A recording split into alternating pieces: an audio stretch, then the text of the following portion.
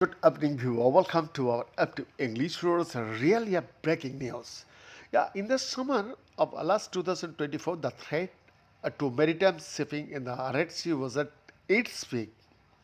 Houthi rebels in Yemen were firing on international vessels, forcing maritime traffic to avoid one of the world's most critical waterways and to sail thousands of miles around Africa's Iceland instead.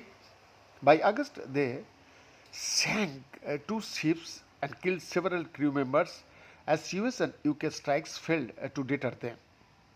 Vice Admiral Brad Coffer, then the number two at US Central Command, needed to see the problem for himself. Cooper, who was in charge of coming up with a plan to combat the Houthis, knew the waters well as former commander of the Navy's Fifth Fleet based in Bahrain. Sandan Sapiro, who worked at the Defense Department on Middle East affairs, experiencing the problem firsthand meant that Cooper would be placing himself under the command of officers for junior to himself. Rather than just taking the reports of the commanders of those vessels, he went out and sailed with them. He put himself in harm's way, Sapiro told CNN. It says something about his understanding of the connection between the real time details on the ground and the strategy. 2 years later, Cooper, now an admiral, is in charge of Central Command or CENTCOM, which is leading the joint US Israeli war effort against Iran. The day before Donald Trump gave the order to launch the operation on February 28, Cooper briefed the president at the White House on military offense.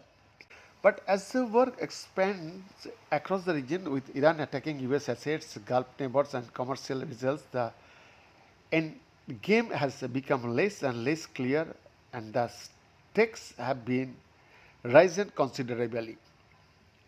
Like generals Normal Sozerkov and David Petraeus, CENTCOM commanders who oversaw previous US war efforts in the Middle East, Cooper is under immense pressure to deliver a decisive battlefield victory. But he has also been asked to execute a war plan against Iran that has existed inside the Pentagon in some shape or form for years. Past presidents ultimately chose not to carry out those plans, in part because of the repercussions now unfolding. Markets and ruled by the closure of the Strait of Hormuz, the world's most vital energy shipping lane. 13 American service members have been killed with another 140 wounded. And bipartisan lawmakers are pressing for answers on what led the US to strike an Iranian girls' school that killed 168 children. It's now up to Coffer to keep the military campaign on track until a political decision is made to end it, however long that may take. Be in this exclusive report.